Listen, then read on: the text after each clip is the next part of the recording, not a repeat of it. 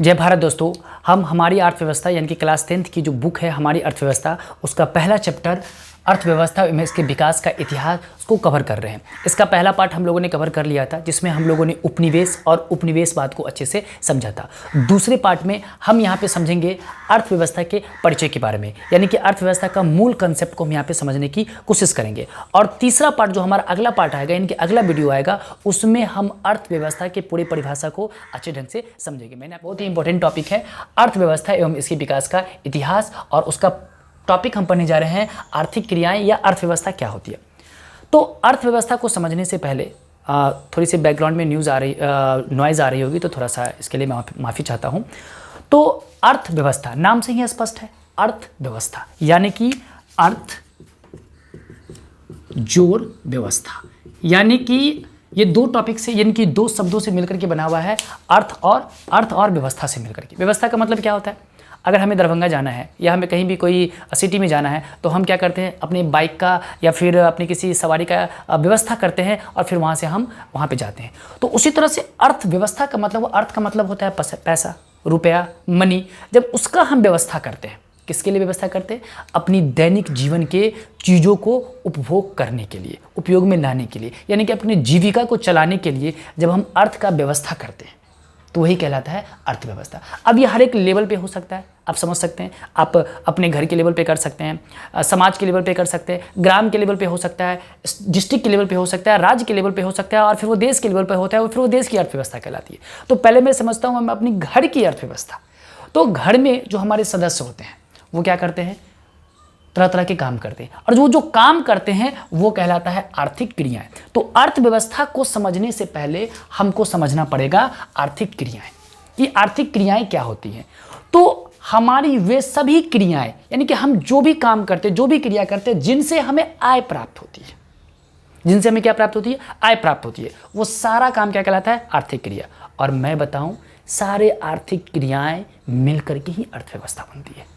तो अर्थव्यवस्था को समझने से पहले हमको क्या समझना पड़ेगा? आर्थिक क्रियाएं। तो आर्थिक क्रिया में क्या होगा कि हमारी वे सभी क्रियाएं जिनसे हमें आय प्राप्त होती है, इनकम प्राप्त होता है, उसको हम क्या बोलते हैं? आर्थिक क्रिया।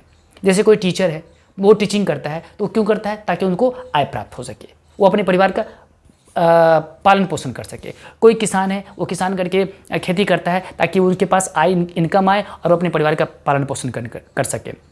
जो भी नौकरी करते हैं, कोई अपना व्यापार करता है, कोई उद्योग चलाता है, कोई फैक्ट्री चलाता है, कोई कुछ भी करता है, कोई परिवहन का काम करके अपना गुजर बसर करता है, कोई भी आर्थिक क्रियाएं जिनसे हमें इनकम प्राप्त होता है, वो आर्थिक क्रियाएं कहलाती है।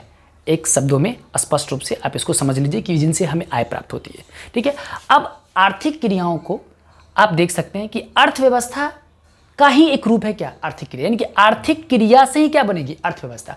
और आर्थिक क्रियाओं में ये सारी चीजें आ गई, ये जितनी भी उदाहरण आप देख सकते हैं, यानी कि आर्थिक क्रियाओं का ये रूप है। यानी कि अगर मैं नीचे से ऊपर की तरफ चलूं, तो कृषि, अगर कोई खेती करता है तो वो कौन सा क्रिया होगा? आर्थिक क्रिया। कोई अपना फैक्ट्री चला रहा है, उद्योग चला रहा है, तो वो कौन सा क्रिया होगी? आर्थिक क्रिया होगी। अगर कोई व्यापार कर रहा है, अपना बिजनेस कर रहा है, तो वो कौन सी क्रिया होगी? आर्थिक क्रिया होगी। कोई अगर बैंकिंग सेक्टर में है, कोई बैंकिंग सेक्टर में काम कर रहा है, या फिर बैंकिंग सेक्टर किसी का है, कोई अपना बैंक खोल करके रखा हुआ है, तो कौन सी क्रिया होगी? आर्थिक क्रिया। कोई बीमा कंपनी चला रही है, तो वो भी कौन सी क्रिया होगी? आर्थिक। कोई परिवहन एवं संचार का काम कर रहा है, वो भी कौन सी क्रिया होगी? आर्थिक क्रिया। और ये आर्थिक क्रिया मिल करके क्या बन जाएगा? अर्थव्यवस्था बन जाएगा।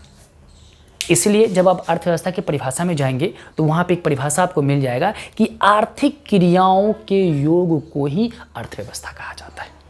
आप इसको ऐसे समझ लीजिए कि सपोज हमारे फैमिली में 3 लोग हैं।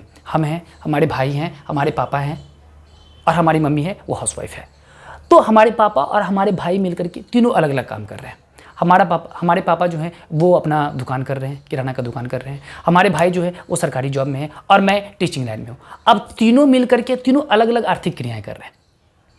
हालांकि तीनों देखा जाए तो तीनों जो है सेवा सेक्टर में, कौन सा सेक्टर में? सेवा, यानी कि सेवा का काम कर रहे हैं वो तीनों।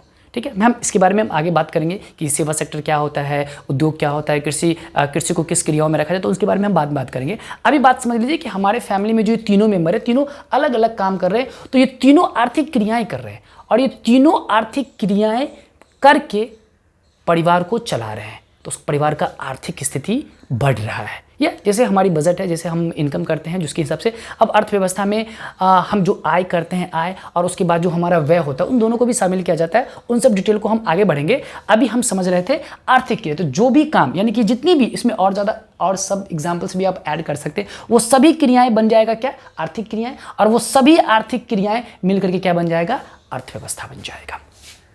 तो ये अर्थव्यवस्था का बेसिक कंसेप्ट है। अब अर्थव्यवस्था के अंतर्गत दो प्रमुख काम किया जाता है।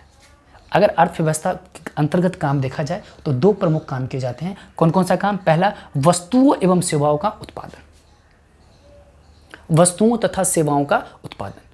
अगर मान लेते हैं कोई किसान है, कोई क्या है, किसान है, अगर वो खेती कर रहा है तो वो अनाज का उत्पादन कर रहा है, अनाज का क्या कर रहा है, उत्पादन कर रहा है। और उसके खेत में कुछ लोग अगर काम कर रहे हैं उसको उत्पादन करने के लिए, गेहूं का उत्पादन करने के लिए, चावल का, धान का उत्पादन करने के लिए कुछ लोग काम कर रहे हैं, तो उसको रोजगार भी मिल रहा है, तो वो हो गया सेवा, उस खेत में काम करने वाला सेवा। तो अगर कोई वस्तु एवं सेवाओं का उत्पादन करता है, अब जब दोनों का उत्पादन हो गया तो कोई लोग उसको उपभोग करेगा, कोई उसमें रोजगार भी उपलब्ध होगा। यानी कि दो काम हो गया अर्थव्यवस्था में, पहला हो गया वस्तुओं एवं सेवाओं का उत्पादन करना और दूसरा लोगों को रोजगार उपलब्ध करवाना। और दोनों ही केस में आर्थिक क्रियाएं होगी और ये आर्थिक क्रियाएं मिल करके अर्थव्यवस्था का रूप लेगी। तो दोस्तों ये था अर्थव्यवस्था का बेसिक कंसेप्ट। इनके परिभाषा को अलग अलग साइंटिस्टों ने अलग अलग रूप से अर्थव्यवस्था को परिभाषित किया है। आपके बोर्ड एग्जाम में अर्थव्यवस्था से आप क्या समझते हैं, इन्हें परिभाषित करें, इस तरह के क्वेश्चंस आते हैं। तो ये तो अर्थव्यवस्था का बेसिक कंसेप्ट, क्योंकि हम बेसिक कंसेप्ट को समझ लिए तो अर्थव्यवस्था की परिभाषा को हम अच्छे ढंग से प्रस्तुत कर पाएंगे। तो अर्थव्यवस्था की परिभाषा और उसके आगे के टॉपिक को हम इस चैप्टर यानी कि अर्थव्यवस्था एवं इसके विकास के इतिहास चैप्टर के तीसरे पार्ट में हम कवर करेंगे। तो आज के लिए इतना ही दोस्तों, मिलते हैं अगले वीडियो में, तब तक के लिए धन्यवाद।